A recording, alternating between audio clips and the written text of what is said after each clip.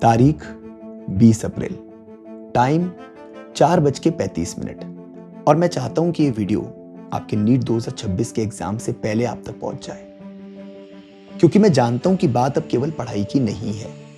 बात एक सही स्ट्रेटेजी और एक सही तरीके की, और उससे भी ज्यादा इंपॉर्टेंट, खुद पे भरोसा रखने की। हाँ, मैं जानता हूं तुमने पढ़ाई करी है, तुमने मेहनत करी है, तुमने लड़ाई लड़ी है, लेकिन ये वो फेज चल रहा है जब तुम थोड़े घबराए हुए हो। ये वो फेज चल रहा है जब तुम्हें ऐसा फील होगा कि तुमने जो भी पढ़ा है वो तुम सब भूल चुके हो। कॉन्फिडेंस हाथ से स्लिप होता हुआ महसूस होगा और दिमाग में केवल एक ही प्रश्न लगातार मंडराएगा कि क्या हमारा 2026 में सिलेक्शन होगा या नहीं। बच्चों, इस समय ऑल इंडिया 1 भी एक एस्पिरेंट है, वो भी इसी फेज से गुजर रहा है जिस फेज से आप गुजर रहे हो। तो आज हम पढ़ाई की बात नहीं करेंगे, आज हम दिल की बात करेंगे, जो तुम्हारा कॉन्फिडेंस बढ़ाएंगे, जो तुम्हें क्लैरिटी देंगी, और सबसे इंपॉर्टेंट, जो तुम्हारे मार्क्स इंक्रीज करेंगे। तैयार हो? तो मैं आपसे 5 बातें करूंगा, आपको 5 रूल्स बताऊंगा, और आपको क्या प्रॉमिस करना है कि आप सारे रूल्स को फॉलो करेंगे। So let me start with my first rule. मैंने बहुत बार देखा है कि कुछ ऐसे स्टूडेंट्स होते हैं जो आखिरी के 10 दिनों में कुछ नई चीज ट्राई करना चाहते हैं, जैसे कि नए चैप्टर्स। ये तो मतलब एक तरीके का एक्सपेरिमेंट हो गया अपने आप पे। हम कहीं ना कहीं 4 नंबर गेन करने के चक्कर में अपने 40 नंबर की रिस्क लेने की कोशिश कर रहे हैं, और ये बहुत बड़ा ब्लंडर हो सकता है इस समय।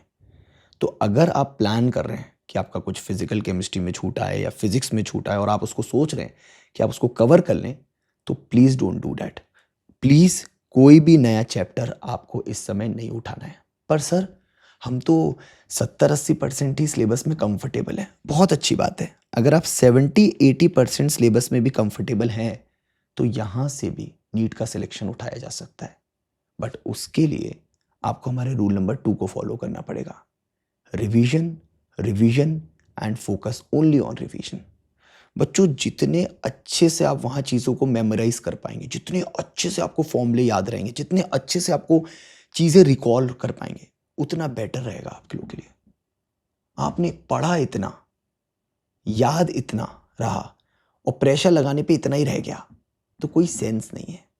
इट्स बेटर इज हम इतना ही पढ़ें, इतना ही याद रखें, और प्रेशर लगाने पर भी, टेस्ट लगाने पे भी हम इतना ही कर पाएं, तो वो ज़्यादा बेटर है। तो कोशिश करिए कि आप बहुत सारी चीज़ें पढ़ने की बजाय अपने आप को लिमिट करिए। जो चीज़ आपने ऑलरेडी पढ़ी हुई है, अपनी मेहनत पे विश्वास रखिए। 70%, 85%, 80% या इससे भी कम भी चलेगा। 65% भी अगर आपने पढ़ा हुआ है, आधे से ज़्यादा सिलेबस आपका कवर्ड है, तो उस आधे से ज़्यादा सिलेबस को बार बार बार बार बार बार रिवाइज करिए। उसके फॉर्मूला शीट बना लीजिए। सुबह उठिए, सुबह रिवीजन करिए 2 से 3 चैप्टर्स का, शाम को 2 से 3 चैप्टर्स का केमिस्ट्री का, बायो का रिवीजन करिए, फिर अगले दिन फिजिक्स का रिवीजन करिए। डेली बेसिस पे आप 3-3, 2-2, 3-3, 4-4 चैप्टर्स का रिवीजन करिए। इस तरीके से ही हम आगे बढ़ पाएंगे। लेकिन क्या होता है, इसमें भी बच्चे फ्लॉ ढूंढते हैं या एक गलती करते हैं।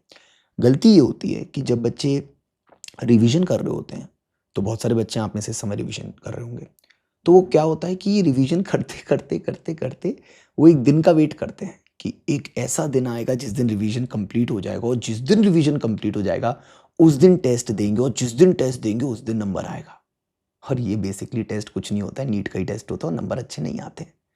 तो सर, हमें क्या करना चाहिए? देखिए, टेस्ट देने का तरीका केवल टेस्ट ही सिखा सकता है।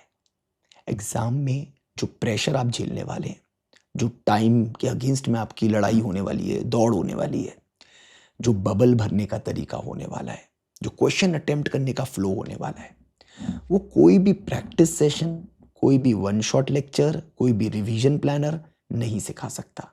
वो टेम्परामेंट केवल टेस्ट ही सिखा सकता है। And that is our rule number 3। Test का टेम्परामेंट बनाना है तो टेस्ट ही देना पड़ेगा। अब अगर आप चाहते हो कि मैं इसमें आपकी मदद करूं, तो मैं आपको 10 फुल लेंथ टेस्ट प्रोवाइड कर दूंगा। बट आपको प्रॉमिस करना है कि नंबर चाहे कितने भी कम आए, लेकिन आपको ये सारे टेस्ट अटेम्प्ट करने हैं। मैंने बहुत बार स्टूडेंट्स को देखा है कि बहुत कुछ पढ़ने के बाद भी टेस्ट में नंबर नहीं ला पाते। और मैंने ये भी देखा है कि कम पढ़ने के बाद भी बस अच्छा रिवीजन और टेम्परामेंट के साथ अगर टेस्ट में बैठे, वो प्रेशर झेलने की अगर आदत होती है, तो बच्चे 40-40, 50-50 नंबर का स्कोर एक्स्ट्रा कर पाते हैं। पढ़ के 70-80 का जाते हैं या 70-80 का ही उनका प्लान होता है, लेकिन वहाँ पे बैठ गए, माहौल बन गया, टेस्ट देने का मज़ा आया, टेस्ट देने पे टाइम भी अच्छा मैनेज हो गया, तो 30-30, 40-40 नंबर की ग्रोथ यहाँ पे मिल जाती है केवल टेस्ट देने का तरीका सीखने से। सो डोंट मिस दैट, ये गलती मत करिएगा, टेस्ट देना स्टार्ट कर दीजिएगा। FLTs जितने ज़्यादा दे सकते हैं उतने ज़्यादा FLT दे के जाइएगा।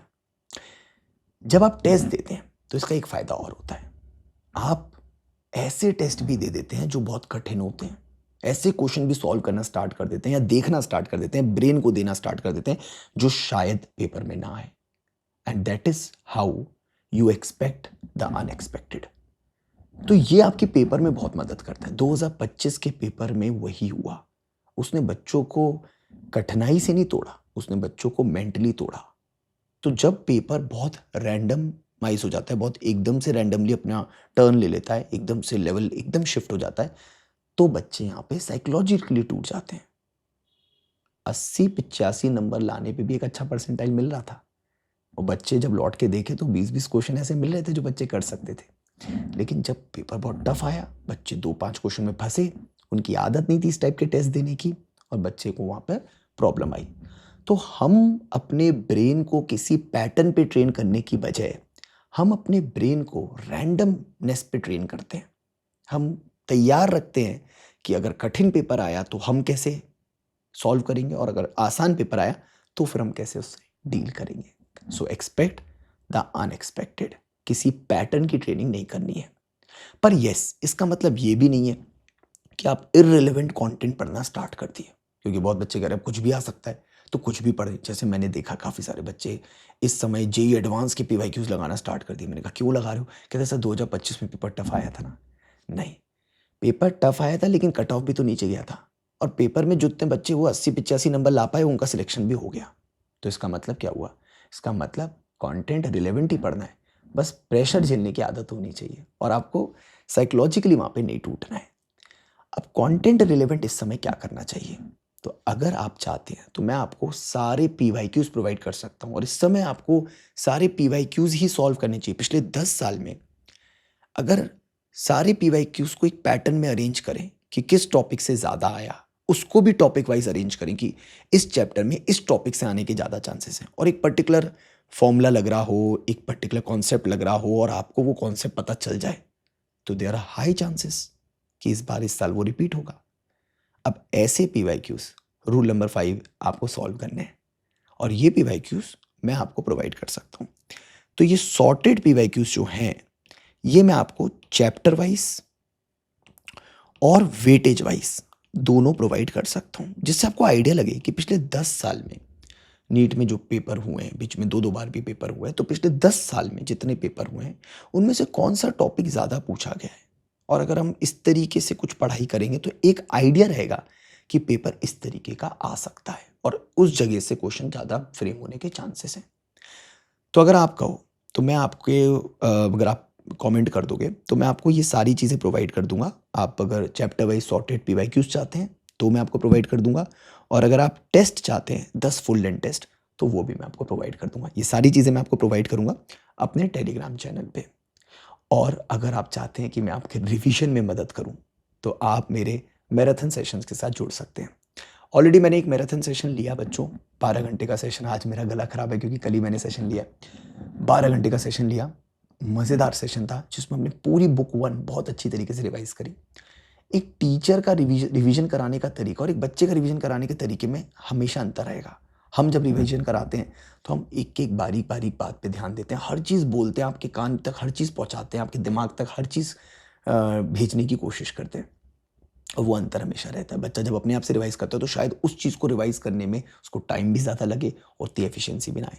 तो अगर आप इस समय ढूंढ रहे हैं कि आपको फिजिक्स का एक कंप्लीट रिवीजन प्लानर मिल जाए जिसमें आप book 1 of class 11th, book 1 of class 12th, book 2 of both class 11-12 cover करना चाहते हैं, तो आप मेरे सेशंस के साथ जुड़ सकते हैं, जिसमें मैंने ऑलरेडी एक 12 घंटे का सेशन ले रखा है क्लास 11 की बुक 1, और आने वाले समय में मैं क्लास 11th की book 2 thermal physics, SHM, waves, fluids, ये सब कुछ कवर करने वाला हूँ। तो ये आप मेरे साथ कवर कर सकते हैं। मैं आपकी फिजिक्स में पूरी मदद करने के लिए यहाँ पे तैयार हूँ। तो FLTs आपके लिए, सॉर्टेड PYQs और आपके लिए रिवीजन सेशंस, ये सारी चीज़ें मैं आपको प्रोवाइड कर सकता हूँ। और बाकी इन्फॉर्मेशन के लिए आप मेरे टेलीग्राम चैनल को ज्वाइन कर सकते हैं। घबराने की ज़रूरत नहीं है, बस सही तरीके से सही स्ट्रैटेजी के साथ पढ़ाई करने की ज़रूरत है। ज़्यादा ओवर थिंकिंग अगर करेंगे, ये सोचेंगे कि क्या होगा, तो वही होगा जो सोच रहे हो। इसलिए गलत मत सोचो। बेटर इज़ कि कुछ ना सोचते हुए केवल मेहनत करें और आने वाले 10 दिन 5 दिन जब भी आप इस वीडियो को देख रहे हैं, केवल एक पीस ऑफ माइंड के साथ एक अच्छे टेस्ट को देने की तैयारी करें। So all the best my NEET warriors, let's meet in the class.